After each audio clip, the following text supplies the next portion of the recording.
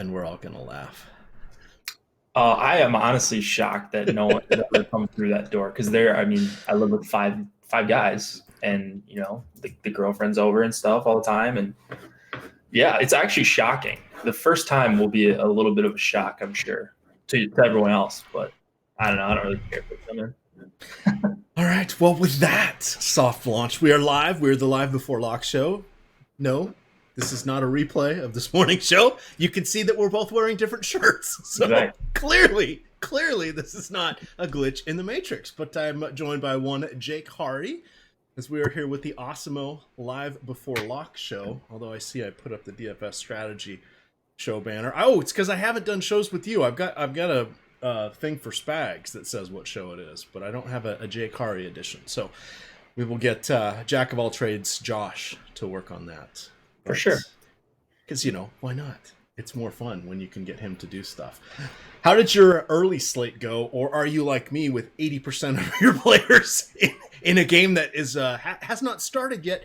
Fingers crossed the field dries out and is playable there in Arlington. But that's going to be the late night hammer for the afternoon games. Yeah, I think we're going to be okay with that. So I won't know how my early slate's going. It's like looking at right now, I think, by the way, do you like the layout on the mobile app better than the computer? Because I do quite a bit for DraftKings. Like to do what? Just to check your scores. Yeah. It's way. It's light years better, but I can't enter a damn lineup, and you can't join. You can only join contests one at a time. Click. Yeah, so you have to request the desktop version, but it's right. I completely agree. I don't know why they don't work on their wait live scoring for desktop. What's that? What do you mean the desktop version? You can have the desktop version on your mobile phone. So if you have an iPhone. Yes, I do. So if you go on Safari, and type in DraftKings.com. Yeah. So you type that in, you hold, so the refresh key in the upper right, if you hold that, request desktop site. Oh, because I get the mobile, so you want the actual desktop site as opposed to the mobile optimized one, which is the one I end up going to. Yeah, but then when you do it like this, you can still enter in. It'll show you the load lineup page, and you can still you can multi enter from your phone that way. Beautiful, because at my new job, very heavy firewall. Anything with the name fantasy in it doesn't come through. So there is no DraftKings, there is no FanDuel. They Yahoo blocked. They got everything blocked. Literally everything blocked. Like Fantasy Labs, anything that has the name fantasy in it. I tried one day to find one site. Nope, you can get to ESPN, you can get to Yahoo, and you can get to CNN. Yikes. So, I don't get the point of that. Obviously, I've never worked in an office setting because this is my first full-time job ever. But people are just going to do that regardless, So it's probably going to be more time-consuming if they have to go through on their phone and do all that. Yes, which is what I have been doing. I had to get the unlimited data because I was sitting there, enter. Oh, yeah. Yeah, so good times. All right, we got a bunch of people here. X Cossack, do you have any idea what stat I'm going to mention in one of the last games of the night? Let me know. If you type it first, I won't say it tonight. But we've got a 7-gamer here. Jake, we're still missing a handful of lineups.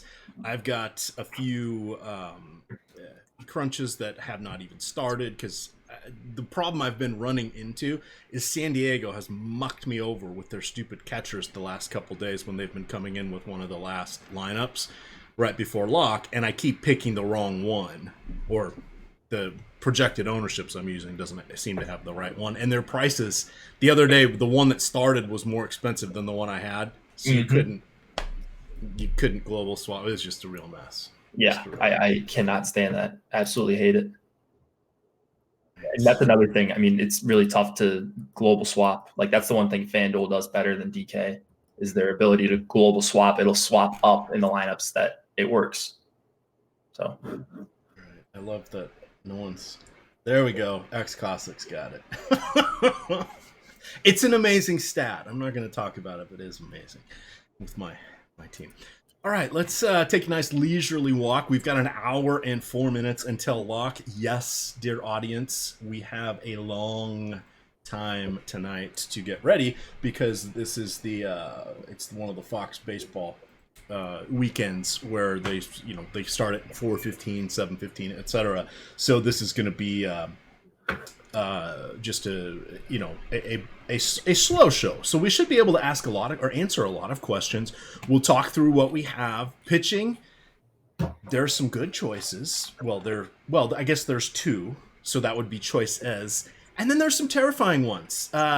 Just throwing it out there, I was tweeting somebody who was asking me about our picks for the afternoon slate, and I was late, but I said, here's who I picked. But let's just say the evening slate, it's going to be Nick Margevicius is going to be playing a prominent role, and that does not feel good. It does not feel good, Jake, because do you know why? I was recommending targeting against him with righties, I think, in his last start, and here I am going with him. But it's the price, and it's Pittsburgh just being horrible against lefties. But let's start off with everybody's two favorite offenses, the Houston Astros and the Boston Red Sox. We have a reasonably nice day here. It's going to be just below 70 degrees at first pitch. We have Corbin Martin, the rookie, going for Houston. On the other side, you have veteran Hector Velasquez. He is 5,500. Now, he would be someone we'd be talking about probably if he was playing 20 other teams. Houston, not one of them. But he does a pretty good job of limiting hard contact, but he's not quite stretched out yet. He'd been bouncing between the bullpen and the starting rotation. So my guess is he's going to go 70, 75 pitches tonight. But I don't want to tangle with anybody going against Houston. On the other side, Corbin Martin is the more talented, I think, of the three youngsters we have on the slate tonight, but I don't really want to go against the Red Sox, so I'm kind of crossing out the pitchers. I may have a little here and there to facilitate some of my double stack lineups, but it will not be by choice. It will be by optimizer making that selection for me. Start off with the hurlers here. Do you trust either one at all under any circumstance in this matchup, or are you focusing on the hitters? And you can transition into that for us, Jake. Yeah, no, I mean, hitters obviously very appealing here, but I think I agree with you on Martin. He was a guy I kind of disregarded earlier this morning, but the talent's there for him, and just the pitching slate is brutal all over the place. So $7,200 for a guy that can get swings and misses, maybe a chance of getting some strikeouts at the bottom of this order. Kind of, you got to navigate those top 4 or 5. So it's not going to be easy at all, but I'm going to get to some of them. He's probably going to end up in the teens as far as exposure to me, which is way more than I expected to get when I was talking about this game this morning. Velasquez is not expected to go deep at all. So I'm off of him. And then the Astros are actually a stack that I'm trying to force in as much as possible. They're coming up as one of the most undervalued stacks on the entire slate, according to the top stack tool, which is my favorite thing on the site right now. So that is a premium feature if you guys want to check that out. The promo code for tonight would be live before lock, I believe. Is that right, Mac? That is correct. Yeah. So live before lock. Look at you throwing the promos. Oh yeah, I host the show too. Jake's all grown up now. Look at that. I'm all over the place. I'm a company man, right? I've done everything around here basically. I'm like Josh Light.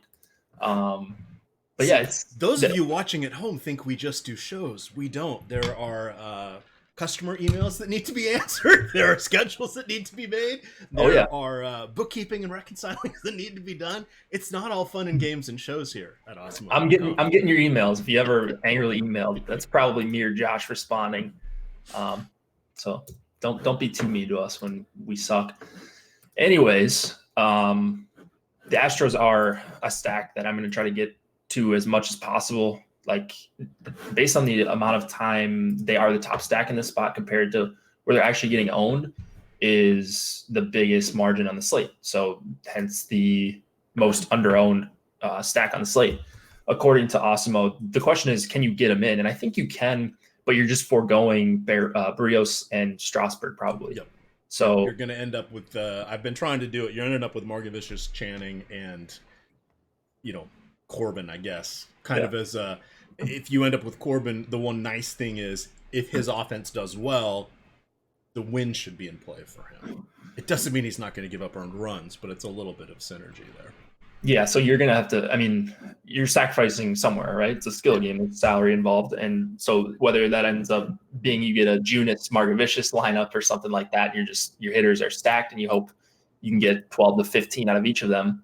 That's a route that I'm at least willing to go to in some lineups. So I really, really want to get in a lot of Houston. Going to be trying to do that throughout the duration of the show because they're just really, really underowned right now. Yep, absolutely. Looking to the Boston side, not as excited by them, but let me get stacking. Or if you have it up, I've got a few too many tabs open at the moment. What is Boston coming in at for popularity? Popularity, they are at 7.9%, so call it 8% right now. Okay, that's reasonable. We must remember there are 8 games, so or probably 7 games, so 16 teams are in the mix. So they are going to be one of the more popular ones, but for good reason. They're the Red Sox. They do have a good offense. No real weaknesses in their lineup. I mean, for the love of Pete, you got Jackie Bradley batting 9th, but potential wraparound stack time there with Bradley, Benintendi, Betts, and Martinez. That's one way of doing a little bit of differentiation there because I think the top 4 or 2 through 5 are going to be the more popular route to go in this one. What are you getting? What is the sense that you're going to be getting the Red Sox in your portfolio of 150?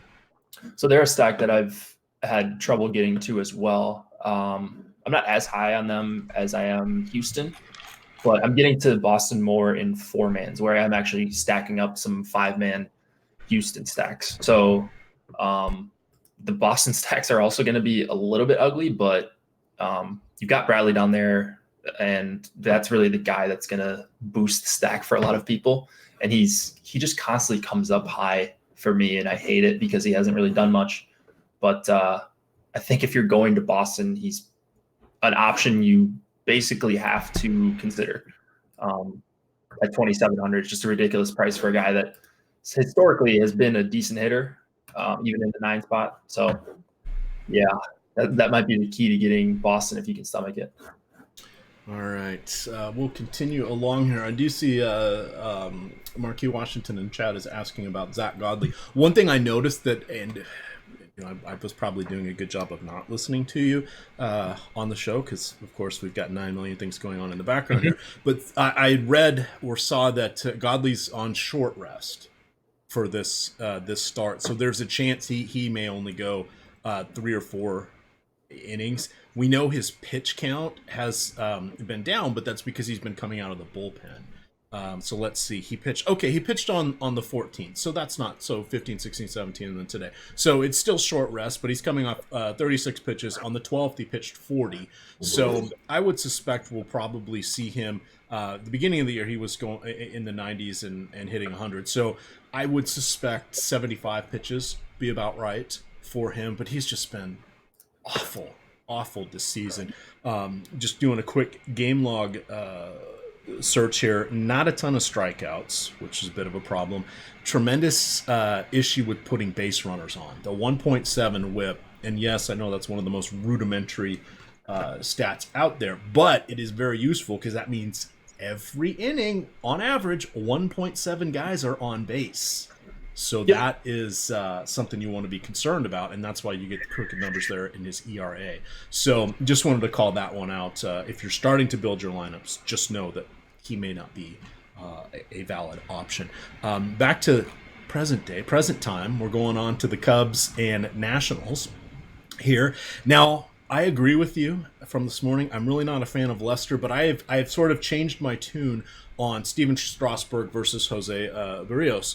And my main thing is I've decided it's winning out that Strasburg is at home and going against the pitcher instead of a DH and being on the road.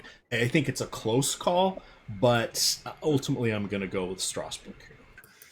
According to the projections on the site, Strasburg is quite a bit better of a play tonight. So now that's before factoring in ownership, and maybe you don't have to factor in ownership for pitchers as much. You need the raw points you need to make those two slots count, or one slot on FanDuel. So I don't know. I mean, I am getting to more Strasburg again than I anticipated earlier today.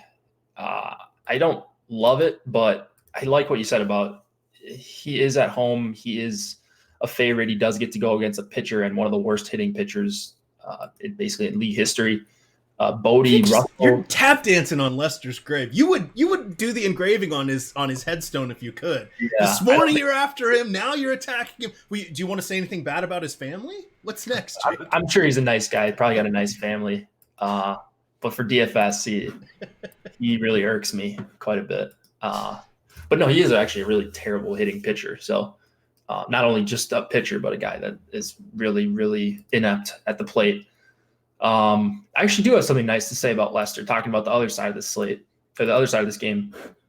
The Nats look heavily overowned. So there is that. And what I've been doing lately is just kind of Xing out teams that are heavily overowned according to the top stack tool. And it's been working out for me. So I think as much as I like Washington, and they're going to project out really well, like Turner and Eaton and Rendon, 1, 2, 3, Soto at just 4K. So they're a fine stack, but just one that I'm going to end up like mini stacking more often than not. All right. If we're into narratives here, tomorrow is the 10-year anniversary of John Lester's no-hitter. Oh, really? Man. Just throwing it out there. When he was with the Boston Red Sox going against the Kansas City Royals, it was a Monday. There was 37,700 people in attendance, and the game took 2 hours. There you go. That's quick. A lot of people like 2-hour games. That would give me a couple lineups in here, Emac. I think we're just waiting on one more. All right. Well, let's use that opportunity here to do a little selling. I know you guys are in front of the paywall here, a lot of you, but I'm going to give you a chance for just $1 to play for 1 free month of Awesemo premium content. Now, I'm putting out, you guys know I do the Fred Van Elite contest. Well, there is no Fred Van Elite playing today. Some would say there is never Fred Van Elite ever. But today it is the winner double curry chicken dinner. It's a showdown slate contest. I will be playing Seth, not Steph. Seth as my captain. Steph will also be on my team. So now you know 2 of my 6 players that I'm going with. But if you win this contest, and you'll have to do, I drop the link in chat. That is the link that goes to my Twitter, the Twitter feed. I can't drop the link to join the Awesemo League in chat. It doesn't come in as a hyperlink, but you can get it as a hyperlink off that tweet I just dropped in there. It's my pinned tweet if you want to get it. But there's 8 spots left. It's just $1. Normal DK payouts, all of that. But if you win and you have an Awesemo avatar, you will get 1 full free month of premium content. So for those of you that want to grab the avatar, I'm going to drop that in there as well. But just saying, it's not a bad way to go, because it's basketball, and we're not going to talk much about basketball any further. But I wanted to alert everybody because I think it's a pretty good deal. And Tom said I could do a couple of these, so that's pretty cool. Yeah. But join the Awesemo the Awesemo DK League, because that's where the announcements are going to come out. We're not posting the links out on chat anymore, or on Twitter. But what we want to do is get up to critical mass. We get about 700 people in there. We'll start doing more and more of these because it's more fun if you can fill the contest. Now tonight's contest, I can't remember if it's 40 or 50, but if it doesn't fill, it doesn't run. Oh, it looks like it's 50 tonight.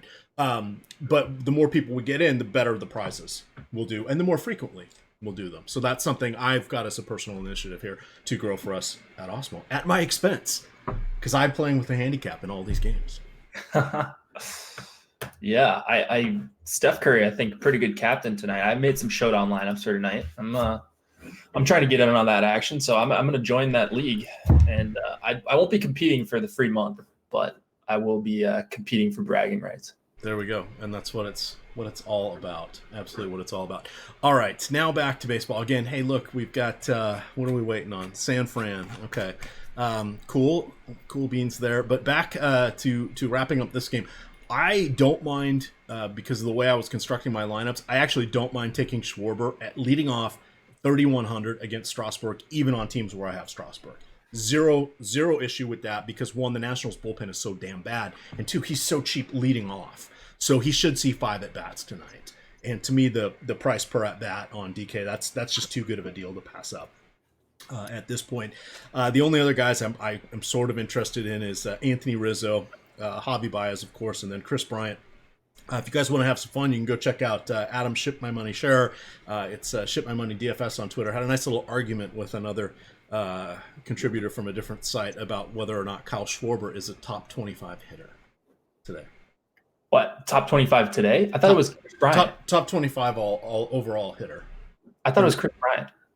Oh, who did I say? Schwarber? Yeah, it's Chris Bryant. Sorry. Chris Bryant. Yeah, I did see that. That's Schwarber, not top 25. Schwarber, top 25 on the active 25-man roster for the Cubs. But, Chris Bryant.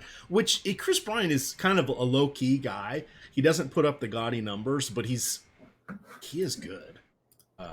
I don't know that I'd say top 25, but once you get out of the top 20, you're splitting hairs with the next 24 guys anyway. Yep. So I would think that's interesting there. But any other stuff from the Cubs side? I got a couple other Nationals things I want to point out.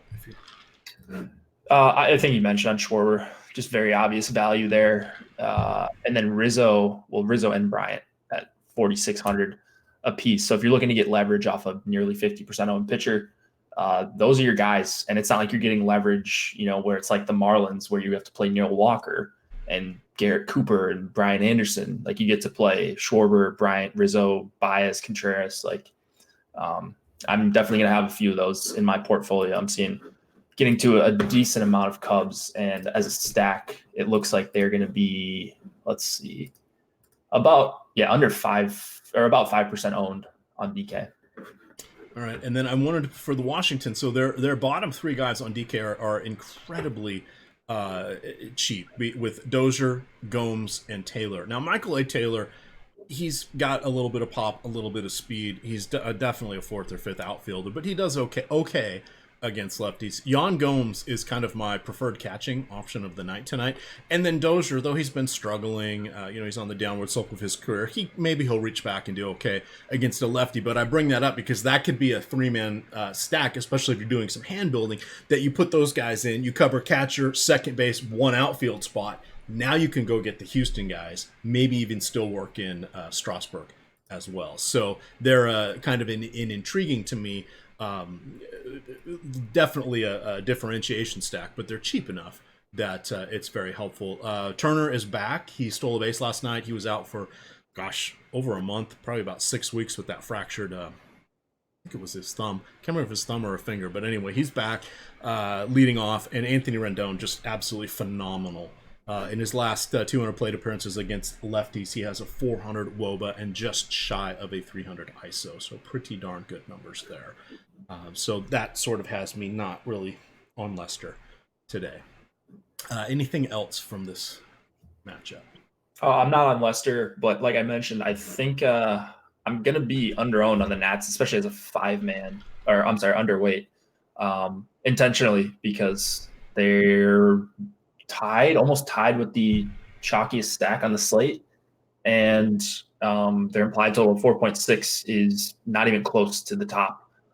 So I'm going to be trying to get different lineup construction. They're part of the chalk lineup construction with Strasburg and Nats bats because they're just so cheap. And I get it, but there are 13 other teams on the slate. So going to try to avoid them as full stacks. I think it's just a little bit too owned for me. All right, it looks like we filled up that league, so good job by you guys. Go ahead and join the Osmo League. I will be posting, after tip-off tonight, I will be posting tomorrow's contest, and for that one, I will be playing Fred VanVleet. Now, I'm not going to play him in the captain spot because I'd like a fighting chance, but goodness, the fact that I have him on my roster, I have not even come close to cashing in the playoffs with him on my lineup. So, not good times. Not good times. Take one for the team. Absolutely, but it's fun, and then now there's no excuses. I'm putting a little bit of a dent in the rake there for you guys. So let's go on to the next game here. You've got 84 degrees there in Atlanta. We have Chase Anderson and Kevin Gausman scoring off against each other. You've got Milwaukee coming in with a 4.7 implied run total Atlanta has a 4.9 implied run total. I'm really not interested in Anderson. He's a bit of a reverse splits pitcher throughout his career. Tends to lean towards fly balls. Not really a fan of that, especially against this Atlanta lineup. I think Donaldson at 4,100 is quite nicely priced. Gaussman, I figure when I start running crunches, I will get him at about 10%. Just so I can help make some things work and get a little bit of differentiation on the two pitcher sites with what I am doing. But I don't mind maybe a 2-man or 3-man coming back here with the Brew Crew, particularly with Yelich, Moustakas, and Ryan Braun would be the other guy. How old is Ryan Braun these days? 34, 35? He is 35, it says here. Good job. November 17th, 1983 is his birthday. I think me and Josh looked this up on a strategy show last year. Oh, really? I think, yeah. He's played for a long time. Once upon a time, he was the third baseman. It was an adventure when he was the third baseman. Yeah, I forgot about that. Many moons ago. Many moons ago. Got bust for roids back in the day as well. So. Yeah, allegedly. Whatever. Yeah. It was an accident, you know. The needle just fell into his arm. Exactly. What do you want to do here with this game? Start us off with the pitchers. Not interested in Anderson. Mildly interested in Gaussman. He's just a guy I'm getting to a little bit as kind of an ownership pivot, and I'm playing a ton of different guys in this range. Scary matchup. Gaussman is a somewhat talented pitcher, and he's at home, and he's a favorite. The total against him is pretty worrisome, and just you can see why with these Brewers hitters. So not like I'm giving a full endorsement of Gaussman. I think I'm with you. I think I'm going to end up in like the 10 to 15% range for him and just kind of move on here because it's really flat after Strasburg for me right now. Yeah. And that's it's kind of interesting. It was fun building the all-day teams. It was fun building the afternoon teams, but a little trickier for this one. But that means if it's a little painful for us, it's a little painful for everybody else because we all have the same salary constraints. For sure. All right. With regards to Atlanta, where are they coming in on that stack tool?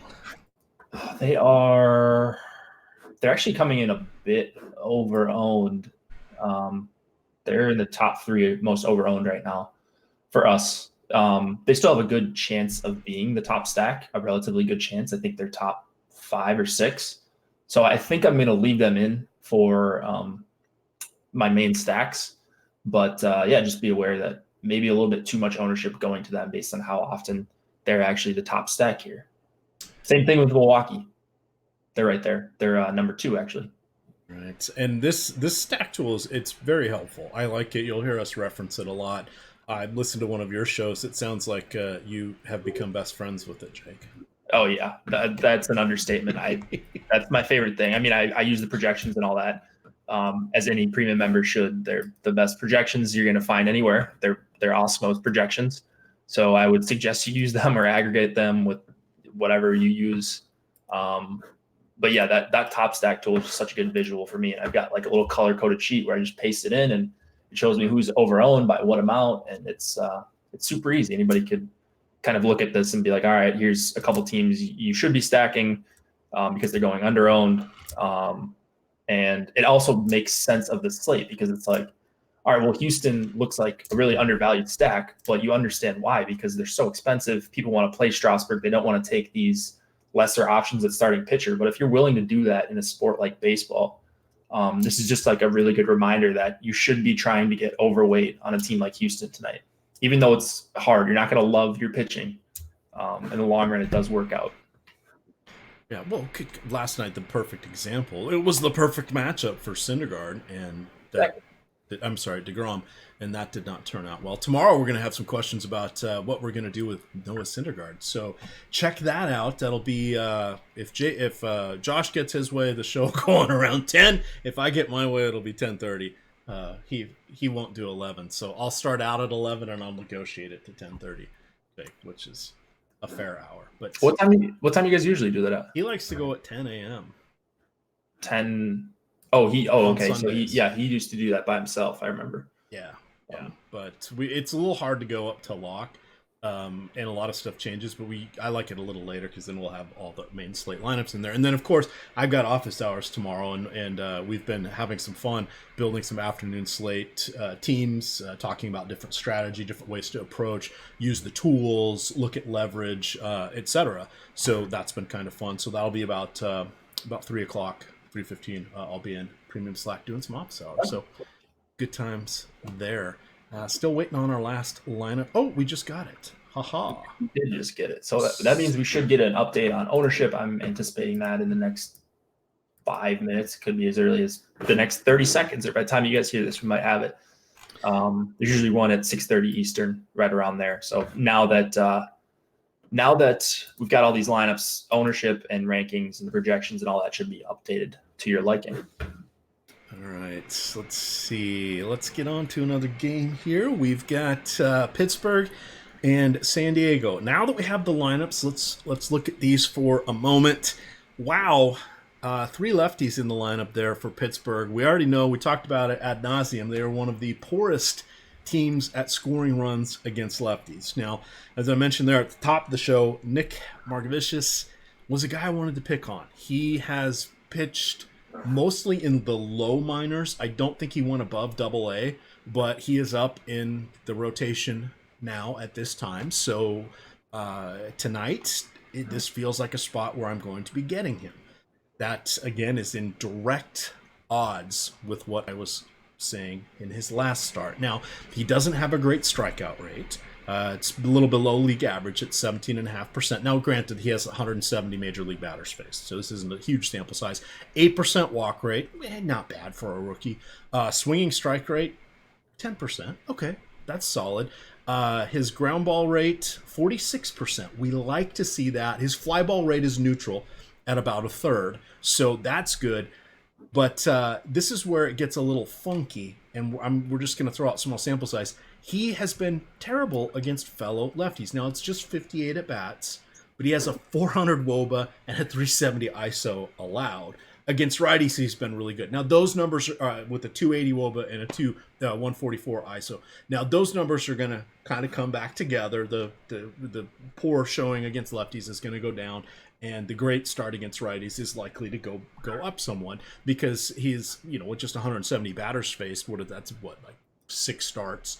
Basically, he doesn't have a lot of sample size, and that can be skewed incredibly by the different teams he's facing, where the games were at, etc. So I didn't go back to look at those conditions. I've resigned myself to the fact that I will be rolling with him, but it's more of a pricing play for me than anything else, and I really don't want to go to Jake Junis outside of the late slate, which I will be playing because I'm a degenerate, Jake, and I play everything. But what are you ending up here with Margevicius? Yeah, it gets pretty ugly down here, and he's kind of the best of the evils we've got down here. You mentioned Junis. There's a lot of holes you could poke in Godley. 1, he hasn't been good. 2, he's going to be limited. So even if he is good, your upside's capped at maybe realistically 15 DK points. Whereas Margevicius, no pitch count that we know of. He's at home in a pitcher's park, and he's going up against a team that's really struggled with left-handed pitching, and they've arguably been the worst team versus left-handed pitching. And even if you search by active roster, just no power coming from them in a bad hitter's park, or a below-average hitter's park for these Pirates. So for those reasons, that's why you're getting Margevicius as chalk, and chalk that we're actually playing. So I'm kind of the same mindset. I think it'll be a little bit flatter for me. I might end up a little underweight on Margevicius, but he's not a guy I'm taking a big stand on. This is the beauty of daily fantasy sports, I guess, because one day you can want to stack against this guy and think he's the worst pitcher ever, and then the next time he starts 5 days later, you'll be talking about playing him at chalk. So every slate's a new slate, and I guess that's why I love DFS. So we'll see if it works out tonight with Nick M. Oh, indeed we will. Indeed we will. On the other side here, we've got is he a rookie? Let me get back to his name. I'll butcher his name again. Montana Durapau. Fun name to say, if I was actually saying it correctly. But he is probably going to go about 30 pitches, 1, maybe 2 innings, and then he's supposed to give way to Steven Brault, which in that case, I'm going to go with my home run call of the night, and it's going to be Hunter Renfroe. Yep. That's a good call, I think. And I hope Seth Hader is watching. Renfroe at 45, yeah. If he's going to face a couple of bats against the lefty, not bad, not bad. Should I give my pick now? Yes. Since we're close to the halfway point here with the 7:15 start, we've got 35 minutes left until first pitch. Let me see. It's got to be someone on Houston. I've been talking them up the whole show. I'll take. I will take Alex Bregman, $5,600 Alex Bregman on DraftKings. All right, fair enough. That'll be good. We'll have to get those in the Did He Dong sheet that we have. But right now, I'm working on getting projections in and going to do some lineups, so we'll catch that after the show. But let me write that down just so I get it. You're going with Bregman? And Here, I can put him on the sheet right now. Oh, good. Thank you. Much appreciated. So Stephen Brault has just been not good against right-handed hitters. He, too, may only see about 3 innings in this game. And then we're going to see somebody else come in. Someone in chat was pointing out earlier today that it could be Nick Kingham. It could be some of their other bullpen guys, etc., depending on how quick those other 2 guys get run out, or if they're able to cobble together 5 or 6 innings between them. That would, of course, be the upside. I suspect if that happens, they'll probably just turn it over to the regular bullpen from that standpoint. But not really looking at any of the pitching tonight for the Pirates. If Brault was going against a different team that didn't quite have as much light tower power, I would consider him, but not today. Yep. Don't think you need to get to him. All these options are bad. You don't need a guy that we don't know how deep he's going to go. At least we know Godley's starting the game, and if things go well, he could get to a 5th inning at least. So just all this uncertainty. No thanks on anyone going for Pittsburgh tonight. And I like the Renfroe call. I think, some of these cheaper guys, mid-tier guys for San Diego make sense. Machado and Reyes mostly, along with your Renfroe call. So I don't know. I'm not really crazy about this game overall. It's going to depend on Nick M. Are you getting to any Pirates bats? It's tough to get to them, even if you're trying to let them. I really don't like any of them, which I thought I would be going with Starling Marte. But if you look at his last year, he does not have good numbers against lefties. I mean, to the point of where it's like, really, that's really Starling Marte? I really don't want to go 4,800 on that. Now, what I will do in this situation is I will make sure I have, because I'm going to probably have 30-40% at least of Margevicius. I will not go over 50. I will make sure I have about 5% of my stacks being Pittsburgh, just as a leverage spot. But I will suspect those are going to be 3-man stacks, or I may get some of the guys coming in if I do my 5-0s. I doubt I'll get many of them in the 4-4s.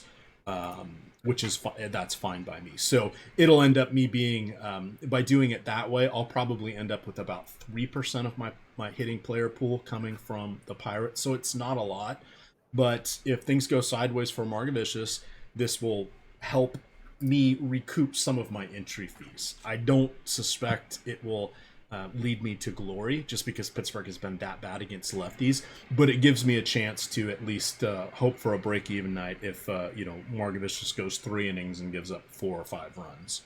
I'm hoping the guys I pick get them, and that's really all there is to it.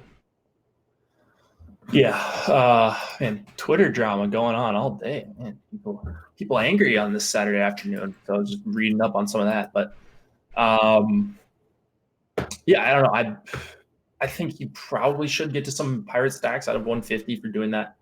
That being said, I'm having real issues trying to get to them in any fashion right now. So I'm hoping I do get to a few of them, because, like you said, it's a very good leverage spot against a guy we don't totally believe in. But they've just been so bad against lefties that they're still not even projecting out well enough, even factoring in ownership.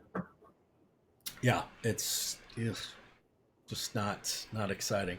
Again, much more interest here. Where is San Diego coming in on the stack tool? They are right in the middle. They're about 5% owned. They're about 5% to be top stacked. So Okay. no on DraftKings, on FanDuel and Yahoo, it looks like they're coming in a bit over owned. Interesting. I did a Yahoo team that went very poorly on that early 2-game slate. There was overlay in the $10 single entry, and I did not do well. I can't just play one entry anymore in MLB, or really like any sport. It gets to be a little tricky. It irks me. Yeah, I'm not happy when I just play one. So.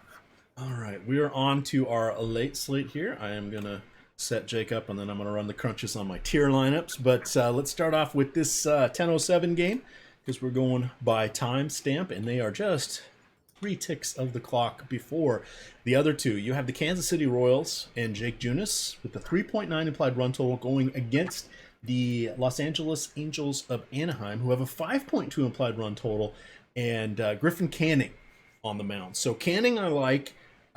I'd say kind of as an SP2, but I think he's almost going to default into SP1 territory on some of my teams, just because I'll probably go with about 40%, or I've got it set right now. We'll see what happens. About 40% Strauss. I'll probably go 25% Berrios, 25% Bumgarner. I'll probably put Canning at 40, and then I'll let Margevicius take a chunk around 40, and then I'll have everybody else at like 5% to just let different guys come in.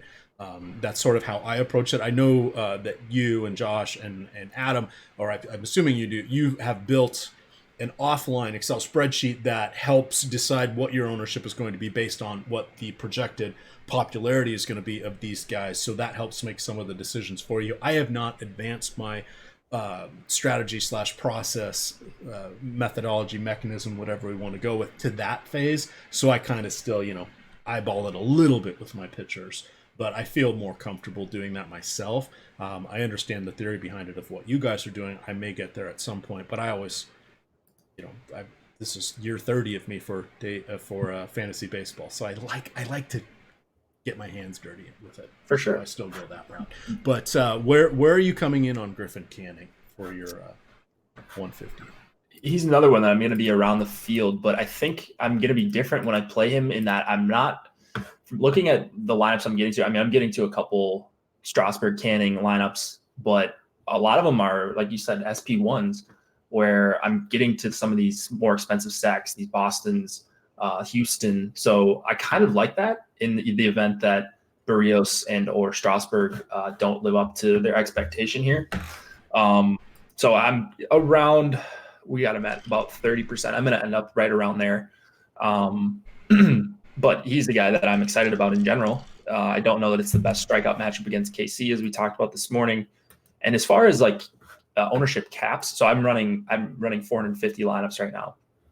What I saw Alex do on Osimo, I'm talking about Alex Baker, what I saw him do on the video with Chris Randone, our newest hire, was, and I can't remember which one it was. I think it was called How to Play MLB DFS or something basic like that. He just put in the exposure column, he put in the player's projection, each player's projection, in order to run a ton of lineups and then get, like, it caps everyone pretty low. So you're getting each team with each different team basically, and then you're selecting your lineups from there and filtering down based on ownership and projection and all that stuff. So I've actually been doing that, and you can do some formula based on how many different games there are, because obviously if there's just 7 games and you project all your hitters at 10%, it's not going to work out. The crunch won't work. So you're going to need, maybe multiply them by 1.5 if you do that. But it is interesting, and it has been working for me to get a ton of different looking lineups. So that would be something I would recommend. I saw some people say that Alex doesn't do that. Like, he wouldn't just, I know he wouldn't just say that he does that, or that's a strategy that he uses if he doesn't actually use it. So it is a quick way to cap your players that doesn't involve much thinking. And if you already have the projections, you might as well just do that. That is something I had not thought of. Now I've seen.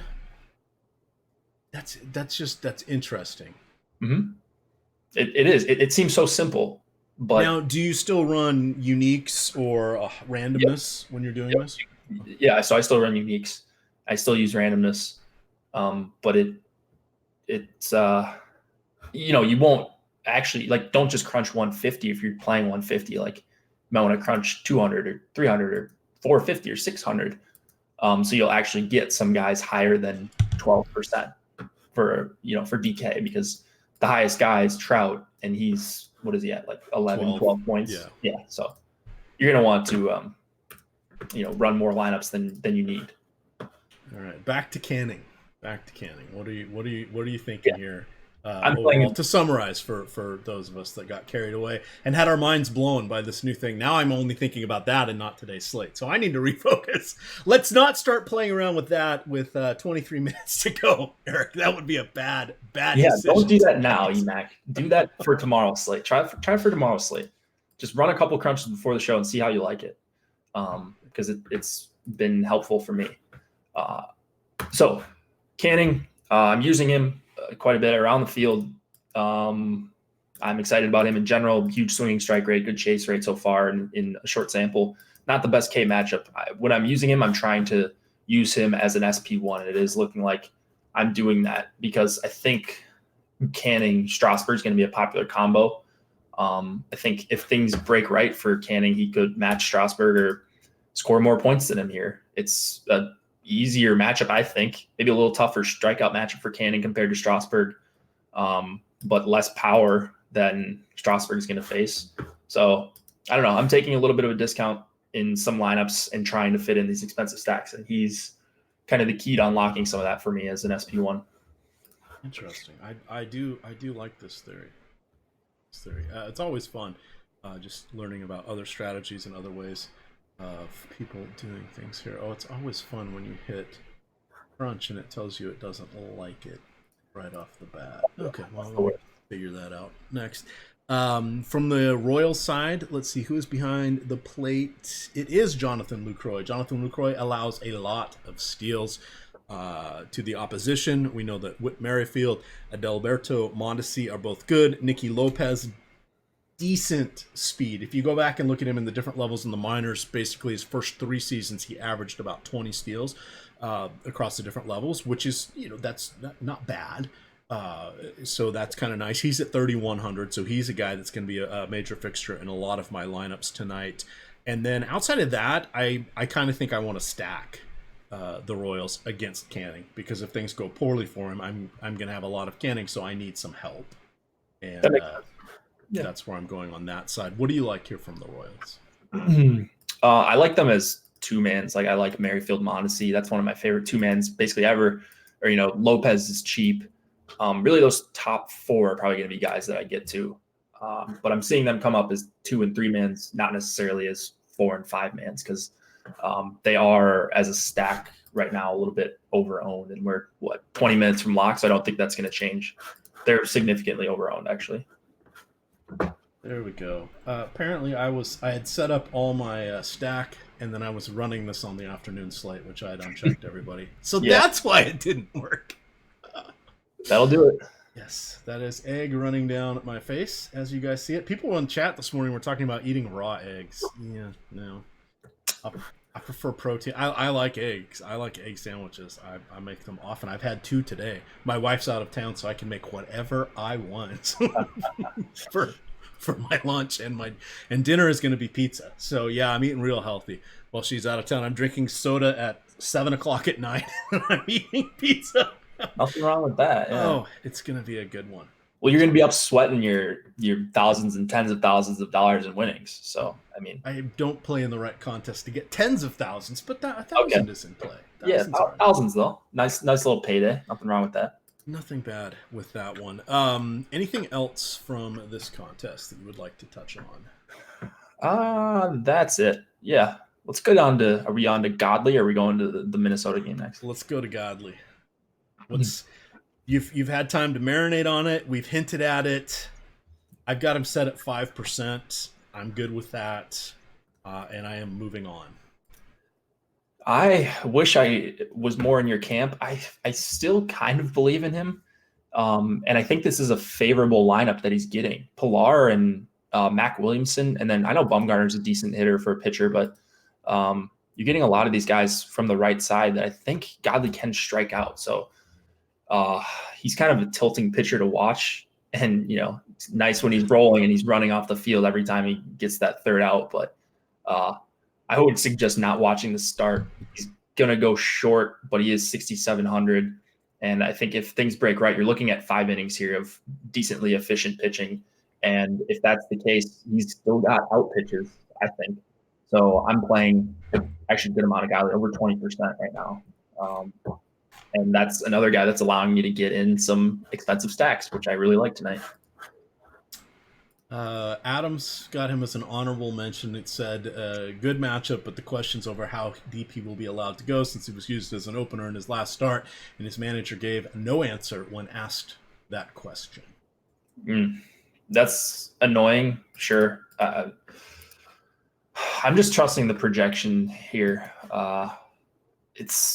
Alex has him projected as a reasonable play for his price. And you could, all these guys are reasonable. Junis, Godley, probably not LeBlanc, but like Marjavicius. So it is a decent pivot, I think. All right. My yeeks. I have Wade LeBlanc. What did I misclick on? I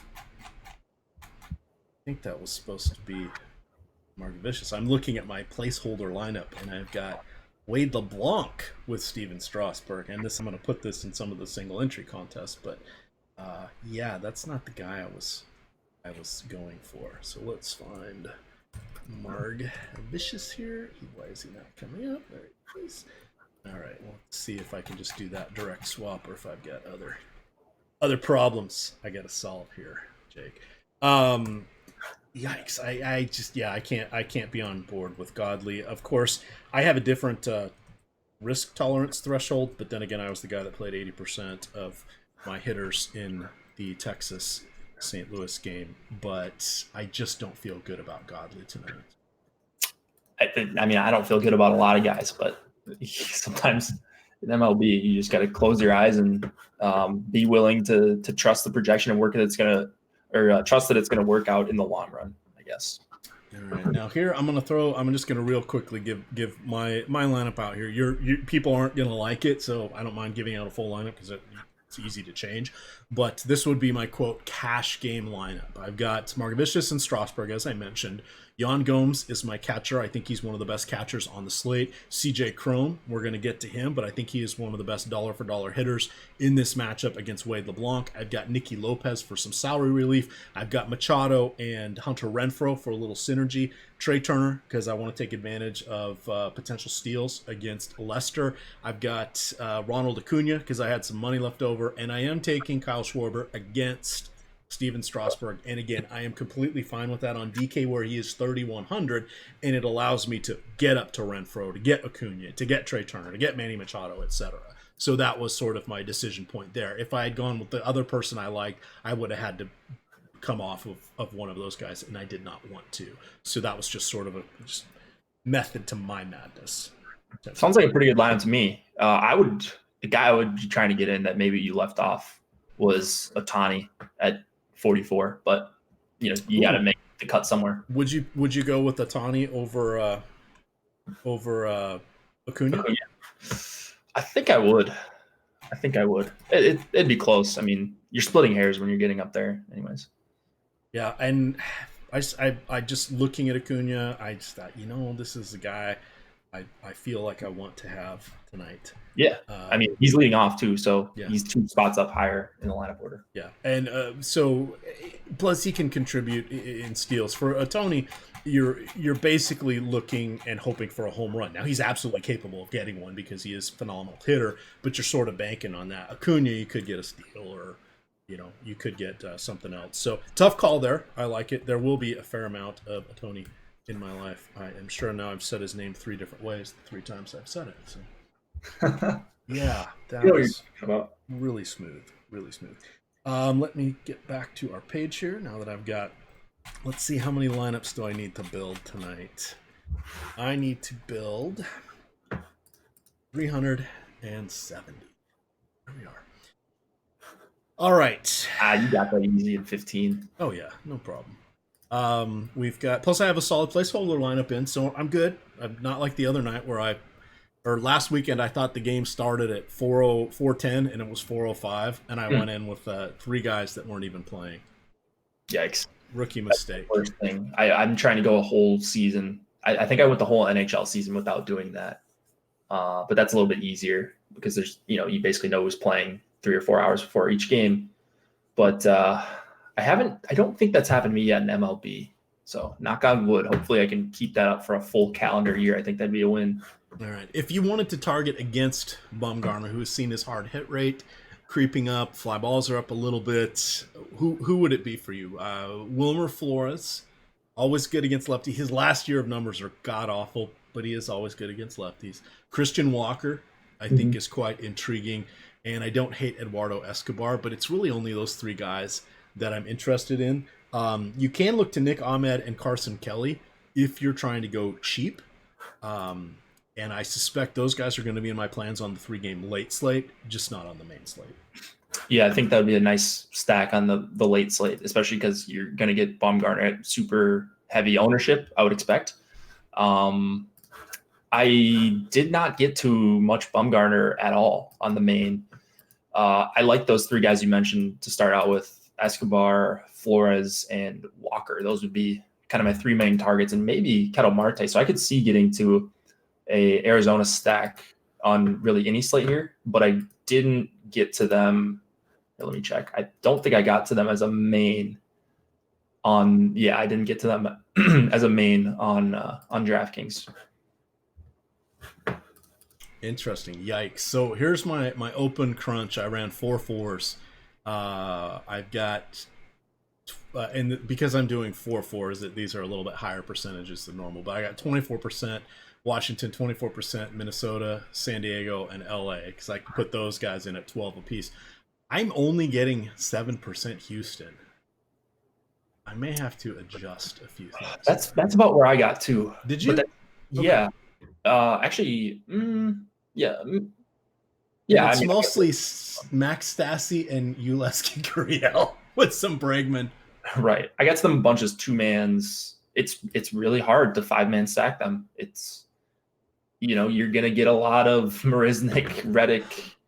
Wow, Marisnik's 4,800. That is disgusting.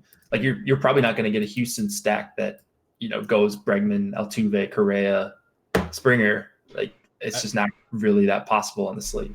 Here's the first one that popped up. So this is the 4-4. It's Griffin Canning and Jake Junis. Mm-hmm. It's Bregman, Correa, Brantley. And then it's the Mariners going against Barrios with Encarnacion, Gordon, Haniger, and Jay Bruce. It's really, really tough to fit him in, but I would never hand build that one. But hey, look, there you go. You get to take a little bit of the bias out of here. I see someone in chat was saying didn't ship my money.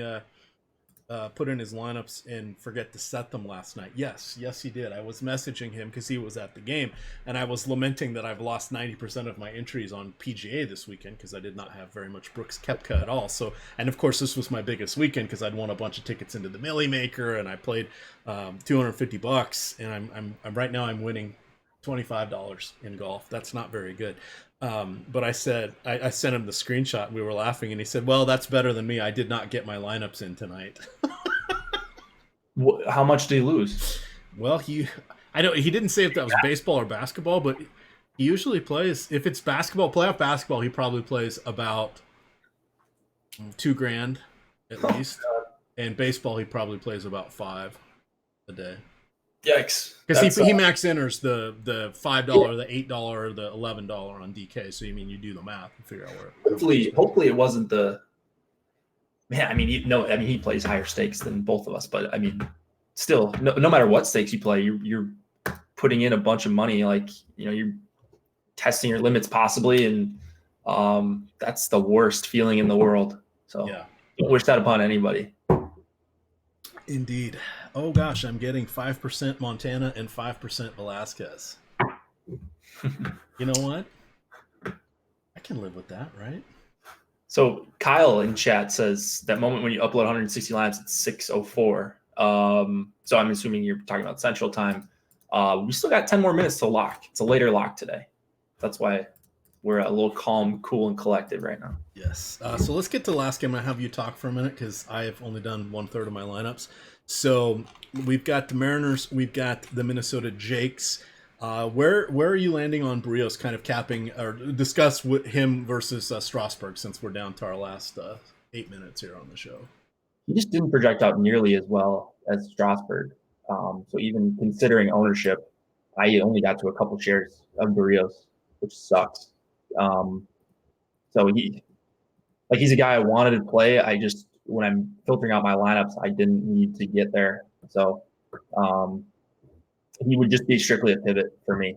And it sucks because I think he's in a similar spot as Strasburg, but I put a ton of weight into the projections on the site. And if they're not projecting him well, who am I to say that Barrios is a long-term play here in this spot?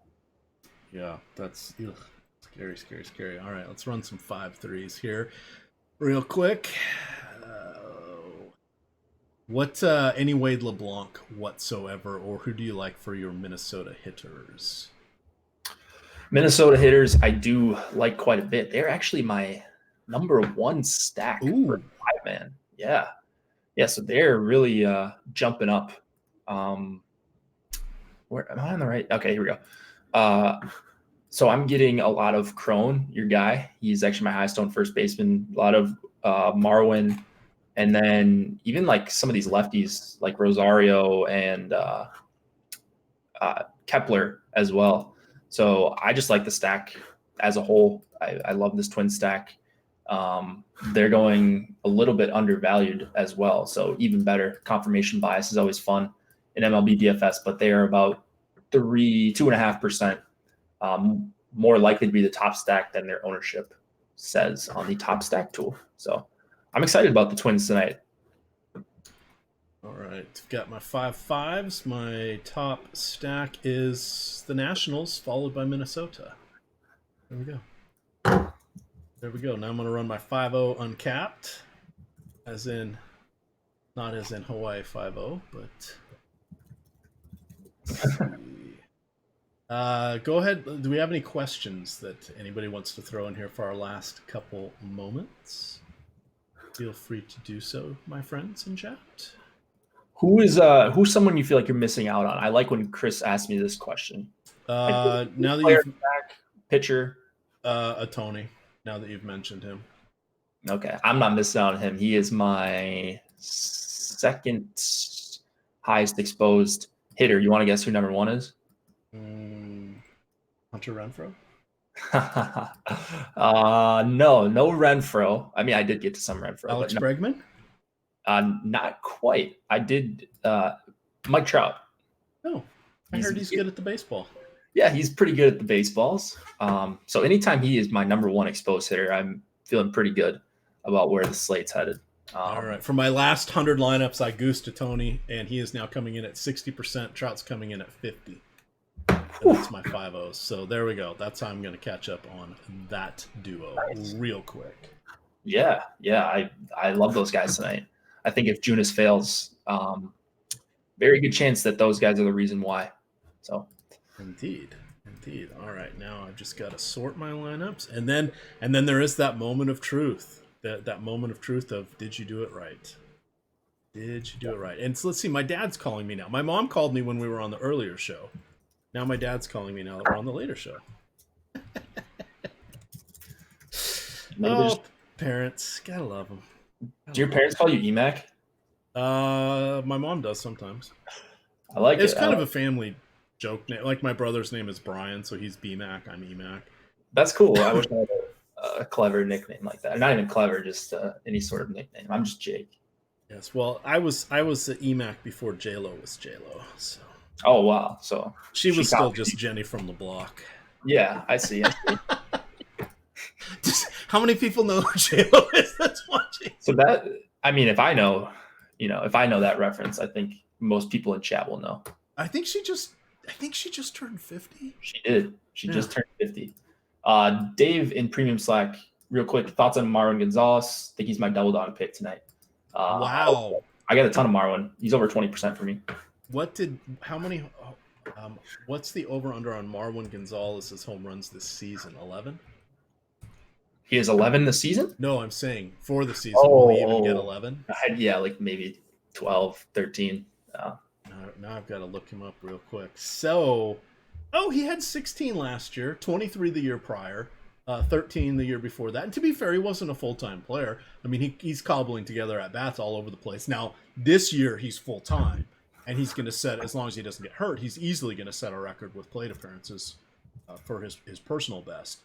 But I guess he has a little more pop than I gave him credit for. My apologies, Marlon. So when he hit in Houston a couple of years ago and he had that very good season, he probably had over 20 home runs, if I'm remembering correctly. I believe that was the 23. Yeah. So, if Marwin's like your 6, 7, 8 hitter, like he can do some damage, like with guys on base. Like he's a decent hitter. He's going to see a ton of good pitches because if there's guys on base and you got a deep lineup like he did in Houston, these guys will have success. Like this Twins lineup looks like one of the best in the MLB at this point. I mean, hard to argue that they're not, I think, just based on how many runs they're scoring on a seemingly nightly basis. So I would expect Marwin to have success as long as most of this lineup is healthy. I would agree. I'm going to drop it in chat one more time here. Let me just enter a few lineups. There we go. Nothing like throwing. That's right. Pablo Lopez is going nuts right now. Is that true? That would be nice.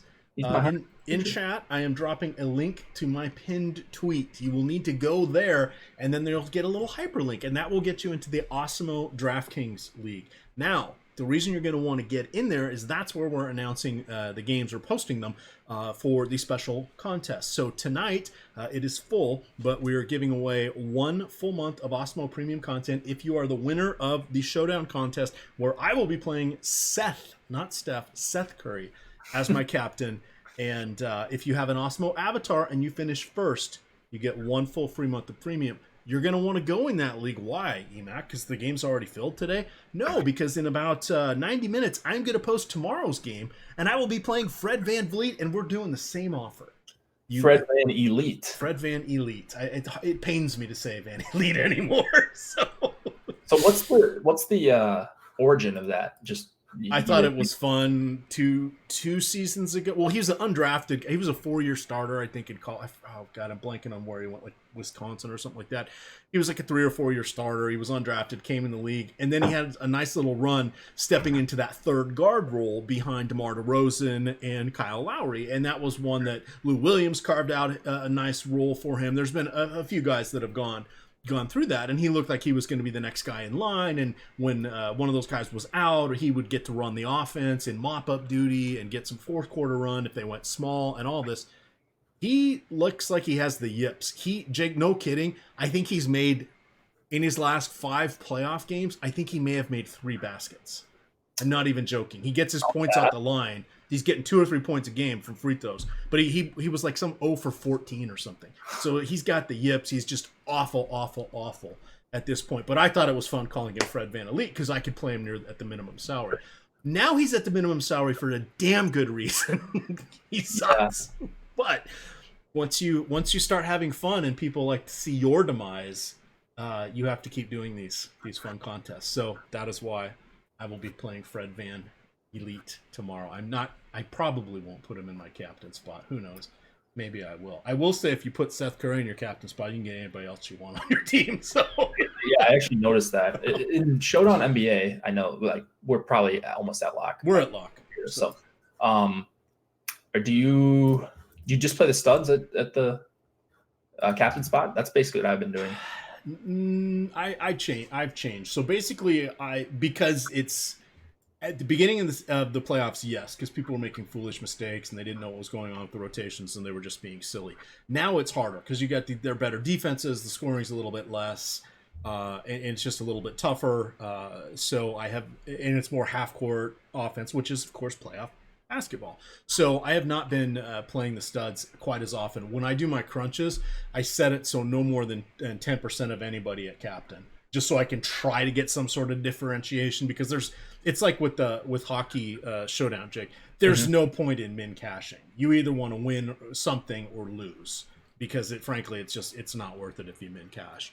So that's the route I've been taking. I've been having decent success in the second half contest and the fourth quarter contest because people don't pay attention to who's in foul trouble, and they also don't think about who doesn't play in the fourth quarter, especially if you're playing some of those some of the second half games. So that one, there's people that just make a lot of mistakes. But then, hey, I've also been the guy that's entered at least 3 different times this playoffs and forgotten to set my lineups because I get busy doing something else and forget that, because it's an unnatural thing to have halftime and fourth quarter lineups. So, but it's fun.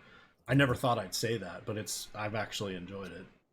I think, yeah, I mean, it's just amazing that we're at a point where you can play fourth quarter contests. I mean, Showdown was like a thing that everybody freaked out about. And now you can play second half for the Super Bowl and fourth quarter. And it's just, I don't know. There's people are like, oh, there's no edge in Showdown when it first started. But I think it's very clear. Like you see some of these guys crushing, guys that are very on site. Osimo plays a bunch of Showdown. I've literally gone back and done the rewind on FC Pro, and you can see where you place and stuff. And I look at the contest and I download his lineups on the CSV. He's literally splitting first like every night the last week. It's kind of crazy how much ease some of these pros are having in NBA specifically. Yeah. Same thing. One of our guys, he's not doing content anymore, but Andrew Barron had a hell of a run last year in the playoff showdowns, and he was the guy doing our projections, and he's like, well, screw it, if I'm doing the projections and I'm going to play this.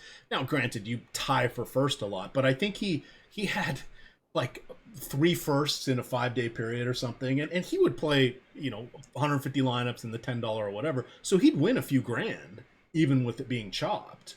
And it if you understand it and you got it got some thoughts and strategies on it, you can go well. That was our most popular article series, and that was in front of the paywall, and I'm sure it'll be in front of the paywall again this year. But that was me writing up all the showdown games, the primetime games each week for NFL.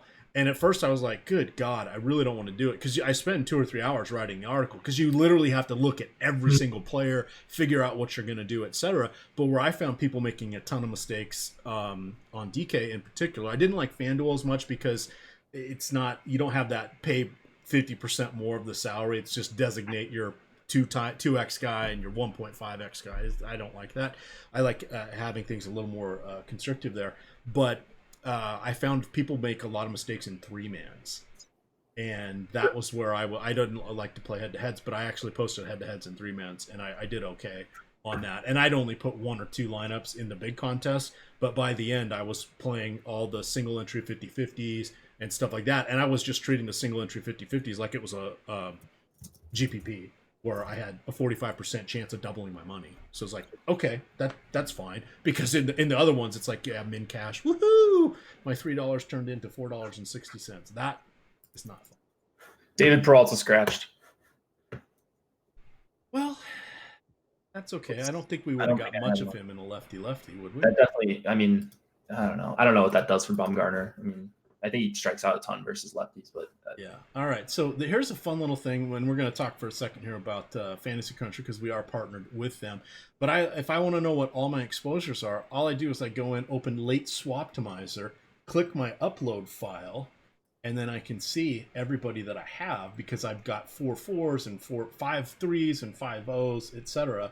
So this is a good way for me to just quickly check if I have any David Peralta, and it looks like I actually have 0. Sadly, I only have 4 out of my 600 lineups. 4 are George Springer tonight.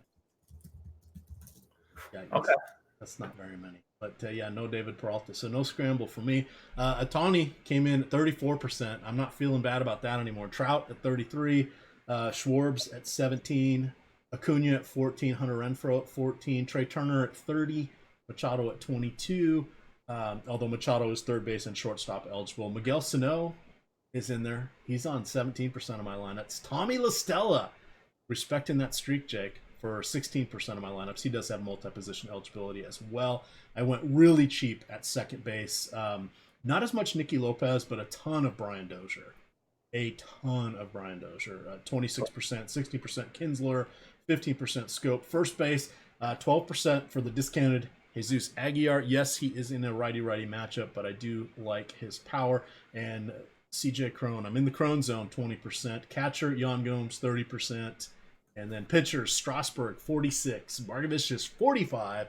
Channing, 40. Bumgarner, 23. Barrios at 16. And then smattering of everybody else between 0 and 5%. Shout out to my one Corbin Martin lineup. Oh, I got a few more than that. He apparently was a casualty. I have 17 of my 600 lineups because let me see what I did. I did 600 lineups, but I basically I play in a bunch of these ticket contests for low dollars. So all I do is I just take my lineup and enter it again in that, Jake, because it's all boom or bust. Because you get first or second for a ticket, or you get nothing and like it. But I don't know where Corbin Martin is. Apparently he's in one lineup somewhere. But I've got Montana in 17 of my line. Wow. There we go. Just in case people wonder. And you can check all this with Lineup Pro. Now, I don't play in a lot of the high dollar contests that pop up on there. I play in a lot of the leagues and the lower dollar stuff because I think the payout structures are more or less abysmal. But just throwing out a little transparency there. But you can go see. You can follow along with what Adam's doing, what Josh is doing, what you're doing in some of the contests that are up there, the Minimax and some of those other ones are there. I usually play a handful of lineups in the Minimax just for fun, but I figure as long as I have not hit my $1 million cap yet on DraftKings, I'm going to play in all the low dollar stuff. I can play more lineups than I can because that is the awesome-o day. Yep. And I'm going to give everybody one last plug here. I'm going to click this. These are all free articles. These are from Alex himself. Alex started the site because he wanted to even the playing field, because he felt that more people could be winning if they were playing just a little bit smarter and some slightly what were at the time unorthodox strategies, but a lot more people are coming into this. So he's got about 8 articles up there that it's evergreen content, just gives his thoughts on game selection, diversification, a variety of things. So I've dropped that in there, but you can always go to the site and just click on the Learn DFS tab. It's free. It's up there on the banner board on the upper left, so you can check that out and have some fun. Are we going to have fun tonight, Jake? I hope so. We'll find out. Slack's always fun. It is. I'm going to go in there and take my lumps because that is just what happens. They're asking, is Eddie on today? I don't know if he is. He may not be on today. What is this? This is the third. This is game 3, so he might not be on for tonight. But I suspect he will be on a couple more times for that. But I'm sure you can ping him on Twitter and find out. He may also do a Gorilla Periscope just because he likes to talk basketball. I bet you guys could convince him into doing that if you really wanted to. So with that, we're going to get on out of here. You can follow me on Twitter at EmacDFS. It is at Jake Hari. And of course, it is Awesemo_COM. And then we have a whole host of Awesemo NBA, Awesemo MLB, Awesemo Weather, all sorts of fun follows there on Twitter. So check that out because they're trying to grow their followers and they're running all sorts of contests.